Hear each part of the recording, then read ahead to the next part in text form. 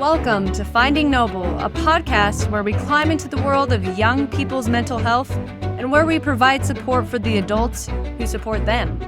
I'm your host, Carly Red. Welcome to another episode of Finding Noble. Today we're talking about the parent role in performance, how parents can hinder, hurt, or help performance. We have Dr. Bobby Lowe with us. And we have Eric Red with us today. Hi, Eric and Bobby. Hello. Hi, Carl. Hi. Dr. Senior cannot be with us today. We're very lucky to have another wonderful co-host, Eric Red. Now, before we get into this, I'd like to tell you guys more about Dr. Lowe. He earned a bachelor's degree in psychology at BYU, where he was a two-time Mountain West Conference champion and NCAA All-American pole vaulter on the BYU men's track team. And then he went on to complete a master's degree in sport and performance psychology, an education specialist degree in counseling psychology, and a doctorate of philosophy in sport and performance psychology from the University of Missouri. Am I getting this all right so far? Yeah.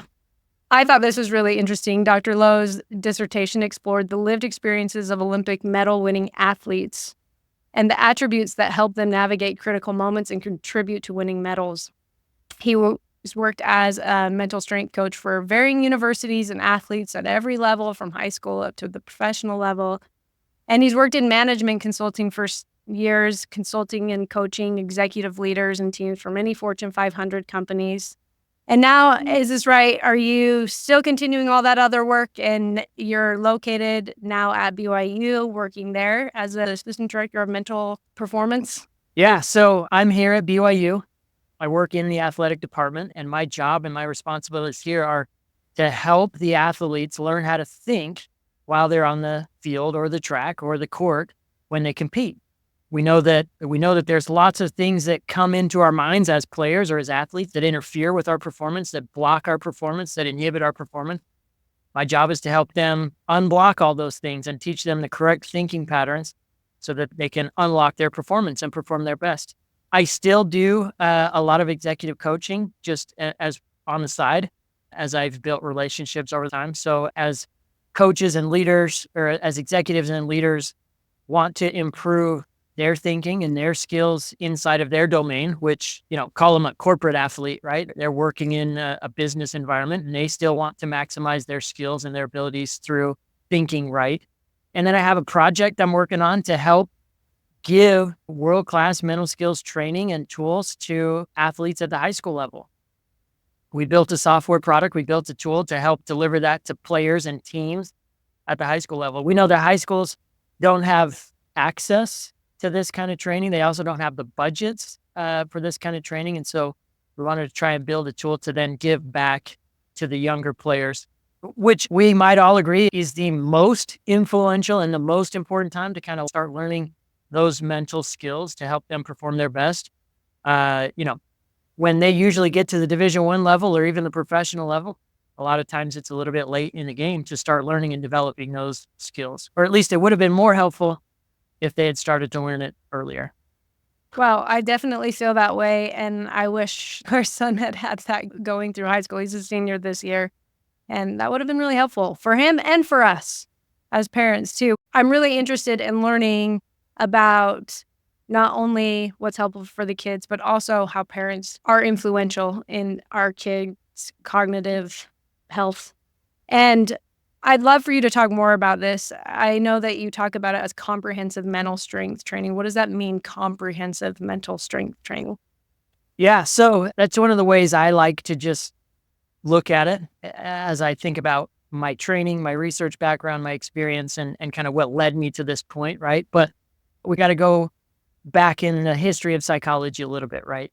So if you take psychology and you put it on a continuum, or mental health on a continuum, and on one side you have completely mental healthy, right? We'll call it the health side. And then the other side you have the unhealthy, right? Going back hundreds of years, psychology, researchers, philosophers, psychologists really spent most of their time studying what is wrong with people. What is wrong with people, what causes them to be mentally unhealthy, and then trying to give them tools and skills and even medication and treatments to help them move from the unhealthy side to normal, right?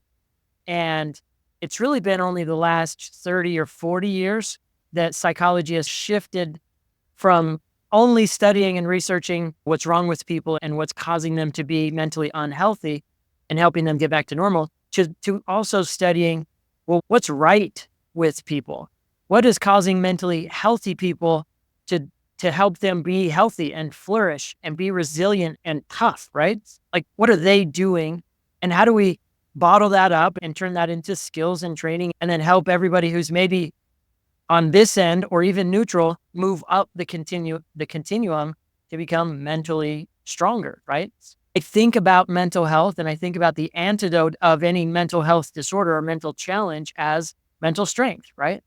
Just like we got to build our physical bodies and we do all the physical exercise and the physical training, and that includes nutrition and sleep. And like we got to build strong bodies. We also have to build strong minds. And so comprehensive mental strength training for me is more about, and you could say I've been influenced by a lot of researchers out there, but Dr. Martin Seligman out of the University of Pennsylvania was really like the guy who flipped the switch for me on this whole idea of study what people are doing well and what's working for them. And then let's teach everybody else those things. So a lot of my research and a lot of my background in training has been focused more on that side of things. And so a lot of my research has led to building a framework and building a model that I use in my individual practice here at BYU and also with clients and in the tools that we've built using technology. But there's really 8 mental strengths. We'll call them mental strengths, right? But there's 8 categories that kind of build up our mental strength. Within those 8 categories, there's 50 or 60 individual mental skills. And when I say mental skills, this could be directing your attention or building your confidence or even managing your emotions and your anxiety in different ways, right? And so there's a lot that goes into it, but that's been the model that through my research and my studies, and even what we've learned as we've worked with hundreds and hundreds of players, leading to this is what high performers are doing consistently day in and day out. That's leading to great outcomes, winning championships, becoming an NBA MVP, winning conference championships, NCAA championships. So we're seeing great results with it, right? So I call it comprehensive mental strength training, but really it's building the skills, the mental strengths that help us perform our very, very best. Wow. I love that so much of it is reliant upon mindset. I think as parents, we spend so much time and money helping our kids physically in their skill training. And we get them all the right coaches and all the right additional training, whether it be strength training or technical skills, or even in the fine arts, music training, all different coaches in that area. I wonder how many of us as parents are really helping our kids with the mental strength training side of it, which, I mean, obviously I don't want you to give a percentage, but how important is that in conjunction with the physical? Yeah. So just to answer the question, right? It's low and not intentional. I think most of us, like, it's easy to look at the physical side and get kind of immediate feedback, right? Like you put a kid through training, they develop skills and you're like, wow, they got better, right? But on the mental side, it's a little bit more difficult to see the immediate feedback and the results, right? Also, I think just broadly, not a lot of people know exactly where to look or what to go and get, right? Like I can go and get, I mean, both of you come from basketball families. Like I can go and find a basketball trainer, right? And I know exactly what I'm going to get from that. When you look at the mental health world, because there are specialists all the way through that continuum, it's hard to know exactly where to find the right skills to help a player at different places on the continuum, right? Because we work with players here who have eating disorders and major depression and generalized anxiety disorder, right? And we have specialists here that help them with those specific needs. All the way to the other side, which is a lot of what I do, is more focused on just the performance side and helping them think while they're competing, right? But here's what I'll say. You're exactly right, Carly. We spend so much time and energy and money on the physical side, and we sort of ignore or neglect or forget that we also got to do it on the mental side. I learned from Dr. Keith Henshin is one of my mentors, and he was at the University of Utah. and he worked with the Utah Jazz during their heyday, right? So he was a good friend of Jerry Sorone. He was right there with Karl Malone and John Stockton and the team. I won't bring up the trauma from Utah losing back-to-back NBA every year. But he shared with me something that's always stuck with me. He says, look, the physical side of the game is 95%, right? Can't ignore that. The mental side of the game is 5 to 10%, right? But the mental side controls and governs all of the physical side. I'll add this. If you develop or even have all of the physical abilities and all of the physical skill sets, they essentially are useless if you don't have the right mental skills to help them let them come out, right? If you can't make great decisions on the court and focus and be confident, like you could have all the best skills in the world and they just won't come out. And unfortunately, we see that with players that will climb all the way up to the top and maybe bust or wash out or give up, because a lot of that has to do with the mental side that controls all of the physical side. So, Dr. Lowe, I don't know if you read Ryan Holiday's work at all. He writes about Stoicism. So Marcus Aurelius, his meditations, all those kind of Very stuff. cool. So there's a quote that came to mind, and in the world of Stoicism, the quote says, "We don't rise to the occasion, we fall to the level of our training." Yeah, I've heard that. Yep. Anyway, I would love your perspective on that as it relates to just general performance, and maybe as you see it from a mental performance standpoint. Yeah, I would agree with that. Yeah, what I'll say there is most of us players, parents, executives, most of us never fully maximize our potential, right? So if there's 3 pieces that go into the equation of high performance, right? You got the potential, like to play basketball, you kind of have to be tall. You have to have some abilities, right? Like I washed out early because my 5'10" frame was just not going to carry me very far. But you have to have the potential, and then you have to put in all of the training, right? You have to train and develop the skills.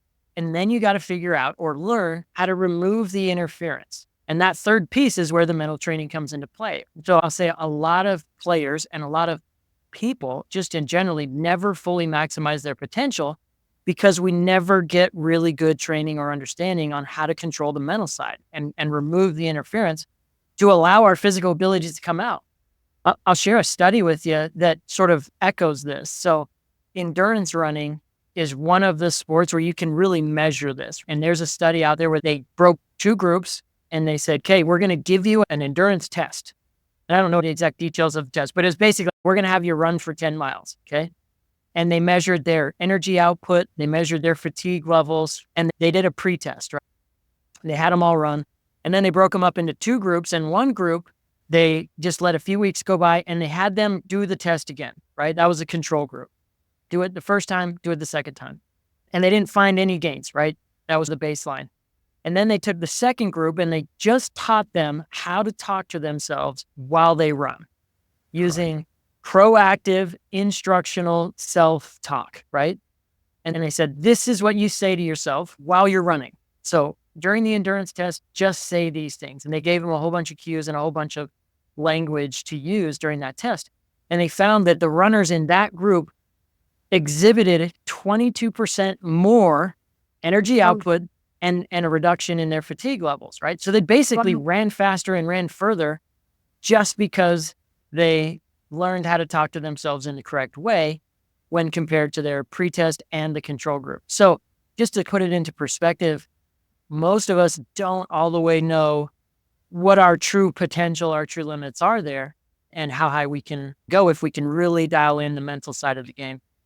I'm so curious to know what are some of the things that they told themselves that helped them. Yeah, because I need this for my treadmill workouts because my self-talk is like, what's wrong with you? Why are you so out of shape? Why is this so hard? So Eric, I love that you even brought that up. Let's dive in a little bit to the neuroscience on this first. So our brains, and actually I'll call it our mind, because our brain is full of blood vessels and cells and tissues, and that's the more structural part, right? But the mind is both the conscious side and the subconscious side. The subconscious side is full of our habits and our muscle memories and our behaviors. And that's a big part of the mind. It's 90% of the mind. It's basically a big storage bank of everything we observe, everything we've learned, all the environmental things that we've picked up. So that's the subconscious mind. Then you have the conscious mind, which really is responsible for like our decision making, our emotional regulation, and it's all of our thoughts, right? It's all of our thoughts. Now, my research and what I've studied, really the mind, the conscious mind, is 100% governed and controlled by the words you put into your mind. Even if you want to create a picture like imagine an apple or imagine a banana or imagine the Mona Lisa, you have to use words to create that picture. And then your mind is magical, right? Like it'll create an image, but it all starts with the words that we put in our mind. And you just described to me what you say to yourself when you're on the treadmill. You said, this is horrible. I hate doing this. Why is this so hard? My legs are fatigued. My legs are tired, right?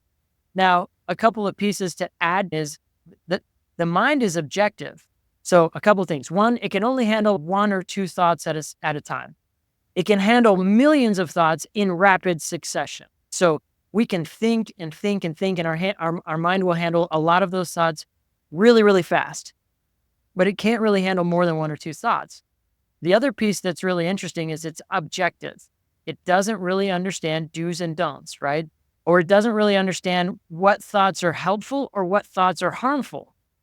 But it understands the object of the phrase and that it's an instruction. So when you say things on the treadmill like, wow, this is really, really hard, or my legs are really, really tired, your brain doesn't know that's a harmful thought. It just interprets that as Eric is saying this, so that must be important. So I'm going to store that in the subconscious.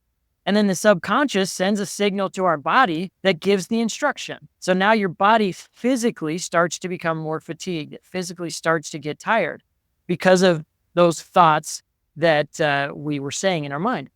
All of those thinking patterns we call neural pathways. We can create those neural pathways and those thinking patterns. They can either be positive or they can be negative. But again, the brain doesn't understand the difference.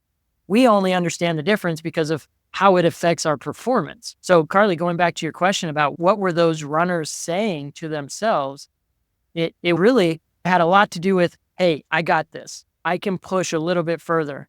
I feel calm. I feel relaxed. I feel great. I feel energized, right? And so a lot of those phrases are now sending instructions to the body that actually enhance performance. It's allowing them to push a little bit further. It's allowing them to exert a little bit more energy. That's so fascinating. I feel like even just knowing that scientifically, if I tell my brain this, I can trust if I'm saying this to my brain, I actually will start running better. I will actually start running harder, longer, faster, whatever. That is so great. I feel like I can fall back on that. I'm sure that becomes very circuitous as time goes on.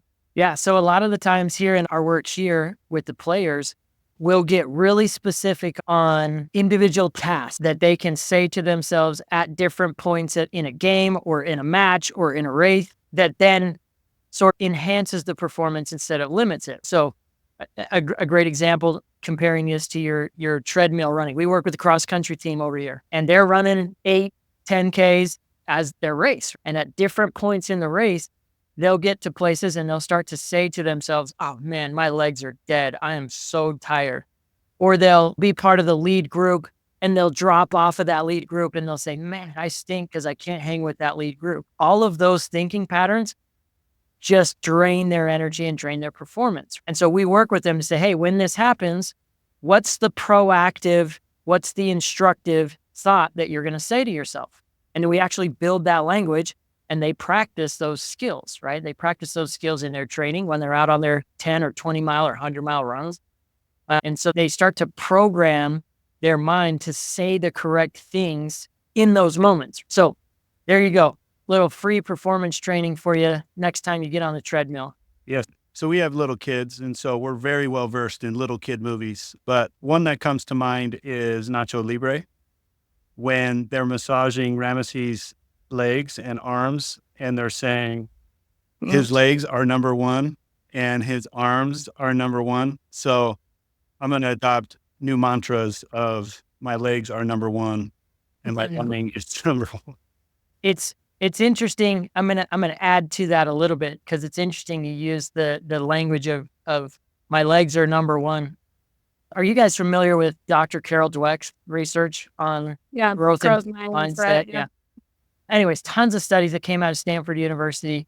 But one of the things that has always stuck with me and that we try to train here is when we are, one, talking to ourselves, but also praising other people, it's really important to praise the task or the effort rather than the trait or the outcome. So one of their big findings in their research was they did a study with kids and they broke them up into two groups and they said, we're going to praise these kids and we're going to tell them, you guys are so smart.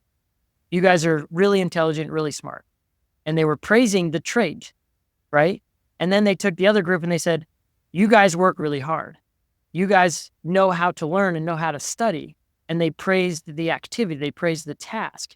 And what they found when they started to test these two different groups is that the group that was praised for their effort and the tasks ended up enduring and staying with challenging puzzles and tests longer, right? And they ended up learning better because they were being praised for the process rather than praised for the trait or the outcome.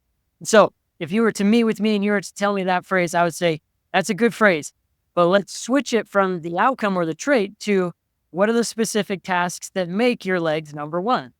And then you would give me the specific language there, and then that would be how we would coach you there on the specific process. I'll do that.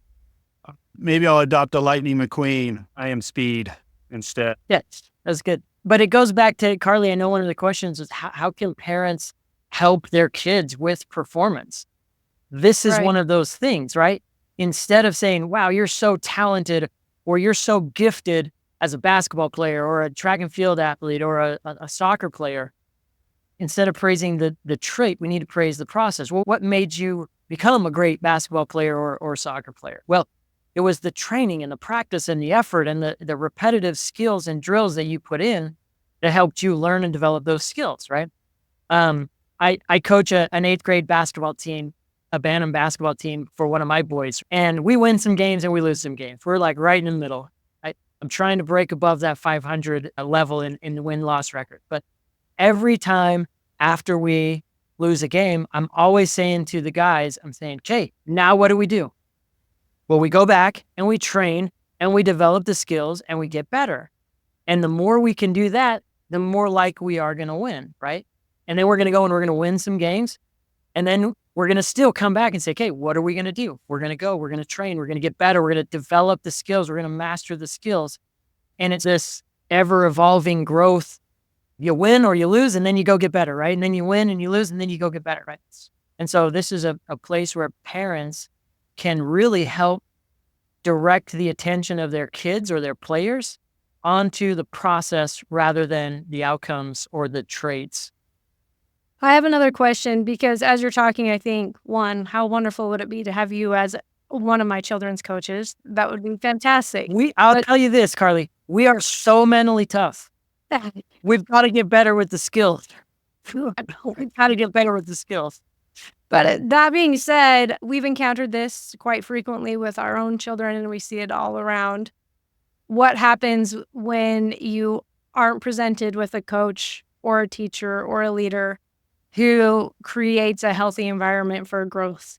And what happens when your child, who may be mentored at home to think these thoughts or think this way, but then they encounter a coach who is tough, a really tough coach, which I would say is more the rule than the exception. I don't think it's very often that you encounter a Coach K. We watch Coach K's masterclass and they're like, oh, this is what a coach could be. But most of the time, they're parent volunteers. They coach the way they were coached, and they don't have a lot of information on how to best bring out the best potential in their players. It is something we frequently talk about. The potential is there, the skill level is there, and yet, like you said, because of the mental breakdown that occurs, so many of them don't perform to the best of their ability. And as a parent, I cannot say anything more frustrating than that when I'm watching not just my child, but kids I've known who've played forever freeze or get angry or scared or just completely shut down because they're afraid of some coach or even a parent that might be putting pressure on them. Yeah. Yeah. I mean, what you're describing there is a huge need, right? We are just parent volunteers most of the time, and we do end up resorting back to the old habits or the old programs that we either grew up with because that's how we were coached, or that was the behaviors of strategy of the coaches that we had. And I think it's a huge need. Coach education is a huge need, but we're in the situation that we're in. And so, what I would share with parents and specifically with players, the mental skill here is being able to direct your attention onto the specific relevant tasks. And so, we really tell them control what you can control and think about the specific tasks that help you play great. So, here's a great example.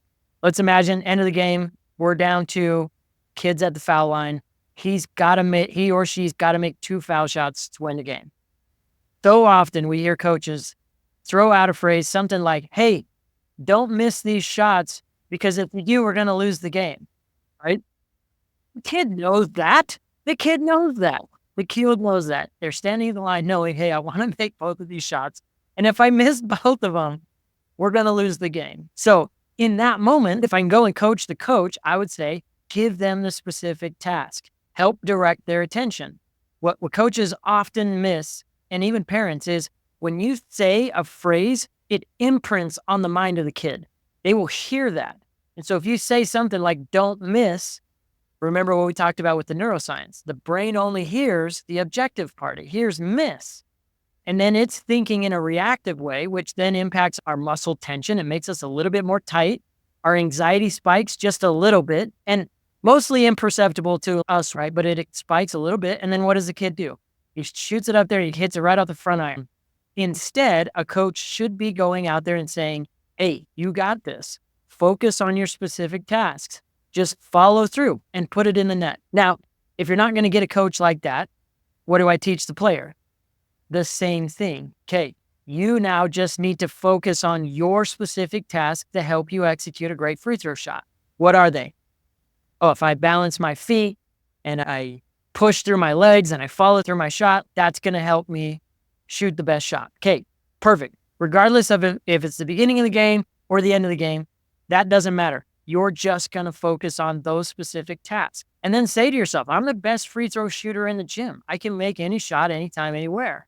And then focus on those cues and let the free throw go. Now, is it perfect? Will it always lead to 2 made baskets and winning of the game? Not always. But you're going to give yourself a better chance. And the probability will be in your favor more often than if you go out there and think, don't miss, right? So if I could coach the coach, I would, right? Let's go fix the coaches out there and help them be better. Can you do that, please? Can you just go do that and even the parents, right? Like how many parents yell from the stands, hey, Billy, don't miss this shot. You're walking home, right? You're just killing the kid in that moment. So I guess a follow-up question would be, let's assume you have a coach that way and they have a system they run and it's a difficult system and maybe the coach can't communicate in the way that, that you're talking about. What can we as parents do at home to alleviate that pressure when they're in that moment? What can we do to help prepare them in that way? Parents, again, going back to the neuroscience, we build these positive neural pathways and really they're just thinking patterns. So a good thinking pattern is, I'm the best free throw shooter in the gym. I can make any shot. And these are the specific skills that help me make any shot. So parents at home, if they can reinforce those thinking patterns, that's going to help build what we call that mental strength. That's going to build that mental strength. Now, let's say a coach will be sharing the opposite types of language and words and phrases like, hey, don't miss this shot, or we're all going to run suicides until our legs fall off. Like, they're going to have that. It's really important for a player to develop the mental strength so they can manage that interference. Because in that moment, that is a distracting, interfering thought. So they need to be able to go, okay, I hear what the coach is saying. The coach is really just saying, make the shot. Great. I can translate that. And here's what my mental strengths are. I'm the best free throw shooter or golfer or runner. Here are my skills that help me execute the task well. This is what I'm going to focus on. So parents need to be helping to build and reinforce those thinking patterns that a player can do on their own in those moments. And then we say, hey, just control the things that you can control. And you can always control your thoughts. You can always control the words you allow to sit and you allowed to occupy that conscious part of your brain, right? I like that especially too, because as you're clouding out any of the other stuff happening, you talked about it takes intense focus and your brain can only focus on, what did you say, 2 things at a time? If that's what they can focus on, the task at hand, the free throw shot, the defense slide, whatever it is, putting their hands up, does that essentially crowd out the rest of the negative pressure that's happening outside of the moment? So the brain will wire in, it will wire in the things that we say the loudest, the things that we say the most with the most detail, and the things that we say the most often. Okay. So if you're saying to yourself, I am a horrible free throw shooter, I miss every time I get to the free throw line, your brain is wiring that in and is starting to believe that. So we have to build the opposite neural pathway there. Here's a great question. If you're thinking about the specific task and you're occupying your mind with those specific tasks, what are you not thinking about? If the brain can only handle that one thought or 2 thoughts at a time, it's not thinking about don't miss, or it's not thinking about, man, I'm going to let the team down, or it's not thinking about coach is going to punish us if we don't get this, right? Like it's just thinking about the specific task. Okay, say that again. So it's the loudest, the most detailed, and the most often. What do you mean by most detailed? The brain loves specificity. So here's a good example. If you just say think positive, what is positive? Brain doesn't really know what positive is. But if we start to break down what is positive thinking, well, it's built up of, well, there's got to be some confidence building thoughts, which is me saying, hey, I am great at something. So the brain, rather than just saying think positive, we want to think specific and use specific words. So the brain responds better to me saying to myself, I am a great pole vaulter. And I know these specific skills help me jump really high. So when we teach people, okay, don't just think positive, it's got to be more specific than that. We got to have the confidence building part, and then we got to have the specific tasks. So, Bobby, what makes you a great pole vaulter? Well, if I hold the pole this way, and after I leave the ground, I row the pole, and then when I go upside down, I pull really hard. Those are the 3 things that are going to help me jump high. Great. Think that. So when we say think positive, it really means think with specificity. The brain loves details. And so when I work with players, we work specifically to get down to those unique tasks that help you execute a skill better, right? So a good thing in basketball, if you want to be a great defender, what's like the most basic fundamental task you have to do to be a good defender?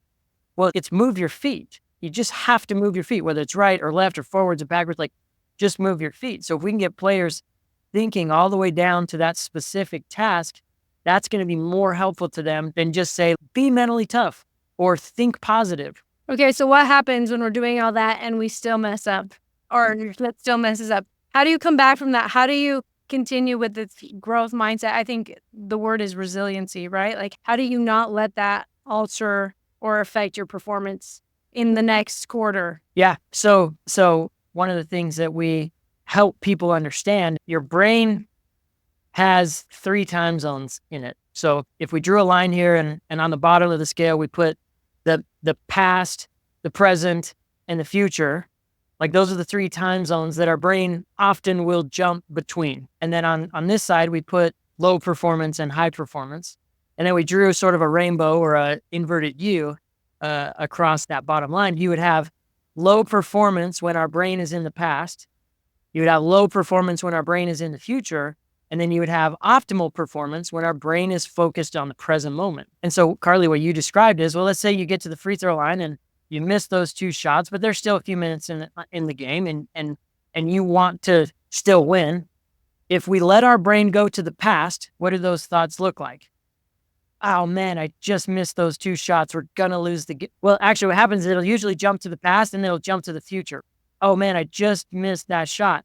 Now we're going to lose the game. So now my brain has jumped to the future, or now we can't come back. Oh, I feel so bad. I feel guilt and shame. I'm a horrible teammate because I just missed those 2 shots, right? I let everybody down. Now we're not going to win the game. So a lot of times our words will cause our mind to jump from the past to the future, past to the future, past to the future. And if we're doing that, our performance is going to stink because remember, if those are the thoughts that we're occupying the space with, what are we not thinking about? Well, what the very next play is. If there's 30 seconds on the clock, you've got to get back on defense and you've got to make a stop. You've got to get a steal or foul, and so you can get them to the foul, right? Like, we see all the game strategy, but as an individual player, our job is to direct our mind onto the very next specific task that helps us play great. So that would be get back on defense. Go make your assignment. If I relate this to pole vaulting, so maybe I'll come back and tell my story about pole vaulting, but I was a pole vaulter. That's what I did all the way from junior high up to the professional level. And if I would miss a jump, I'd run down the runway, jump over the bar, I'd miss it, I'd knock it off. The very next jump, what am I thinking? Well, I'm thinking the exact same specific thoughts and specific cues that help me jump my best. I have to immediately let go of that previous jump. Now, I want to learn from that previous jump. Okay, if there was a specific reason of why I knocked the ball off, okay, I want to learn from that, make the adjustment, but I got to bring my mind right back to the present moment. So we call this present moment thinking, but on top of that, it's task-oriented thinking as well. So players in every sport experience this skill. You make a mistake, what do you do next? We've got to focus on the specific cues, what do you do next? The very next moment. And then if your brain jumps to we're really good, we're up by 20, we're going to win this game. And they'll start to think, oh, we're going to win this game. And then what do? Well, they let off. How many 20-point loss comebacks have we seen in sport? It happens all the time. Lose focus. Yeah. Lose your focus. That's exactly right. So it happens whether we think we're going to lose a game or win a game, but when the brain jumps to the future, it's not focused on the present and a specific task that helps you play great. So you called that what? Present what thinking? Present moment thinking. Present moment thinking. On top of that is task-oriented thinking. Okay, I really like that. Eric, I was thinking about Ted Lasso, and what did he always say about the goldfish? Just be a goldfish, 10-second nimble. Yeah. Join us for more in part 2 of this episode. You've been listening to Finding Noble. I'm Carly Red. Follow Finding Noble on all available podcast directories and find out more on our website, findingnoble.com. That's findingnoble, Noble.com. And if you or anyone close to you are looking for further resources on young adult and adolescent mental health, Dr. Skinner and a host of other leading professionals working in the mental health world share courses and even answer your questions, all on parentguidance.org. That is parentguidance.org, brought to you by the Cook Center for Human Connection.